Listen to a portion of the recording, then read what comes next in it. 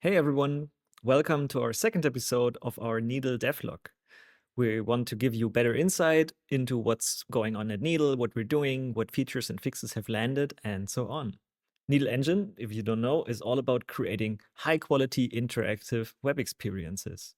And as part of that, today I'm going to talk about Needle Cloud, which is our asset hosting, asset optimization, and website hosting service.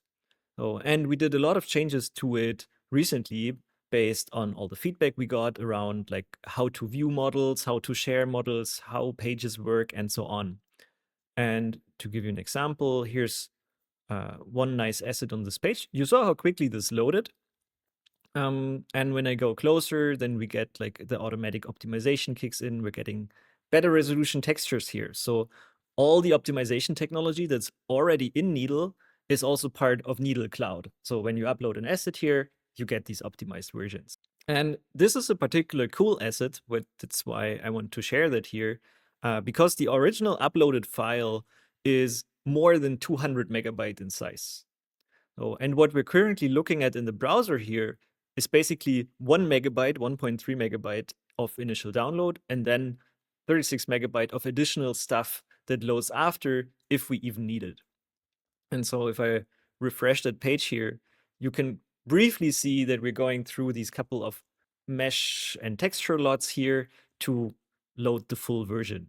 And then if I like get closer to this text here, you can briefly see that a high resolution version pops in. So, and we revamped a lot of the dialogues in here, like how does editing info work, how does sharing work, and so on. There's a new inspection mode, which basically brings our existing Needle viewer to Needle Cloud so that you have the full deal. You can look at the entire like JSON representation of everything in this file. You can look at the hierarchy, dive deeper into textures and meshes and all of that, which is super helpful if you're like working with 3D files. This is a really cool tool that we've been working on for quite a while, and that gives like super deep insights into everything that's going on here. Oh, and of course we can just turn inspection back off and are in the regular like viewing mode here. So what's also new is the share dialog. So previously you had to basically go to your upload section here and find the right version that you want to share with someone. Now that's much easier. We have like one share button front and center, and then you can choose from what you actually want to share here. Like, do you want to send someone a link to just look at this model in your browser? Do you want to link this into an existing application so that basically the application always gets the latest version of this file? Or do you just want to download a specific version of it or embed it in some websites? So all of this is now in this dialogue. Still a bit crowded. If you have feedback, we're always happy to hear that. One cool detail I wanted to show here is that we're also working on making all of these shared assets work in different places. And as one example, we have Miro here. So what you can do now is basically just paste an asset link from Needle Cloud into Miro, and you get a nice embedded 3D model, so right in your Miro board. So, and that's going to work in a lot of the applications that allow embedding stuff, because Needle is now an embedly provider and has embed support and so on.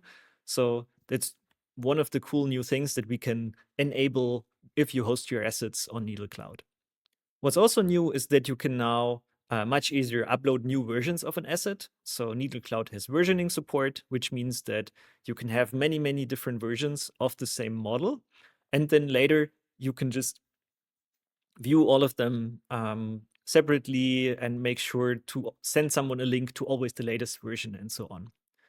So yeah, we're still improving that and optimizing it and making sure everything is nice here. But yeah, that gives a quick update of where we're at here and what's coming next. And what you can also do is check out our roadmap, which is also hosted on the cloud, and vote on features that you want to see and so on. So I can suggest doing just that and letting us know what you would like to see next. So that's it for this update. As said, if you have any feedback or suggestions, let us know in the comments. And if you don't want to miss any future updates, please subscribe and see you in the next video.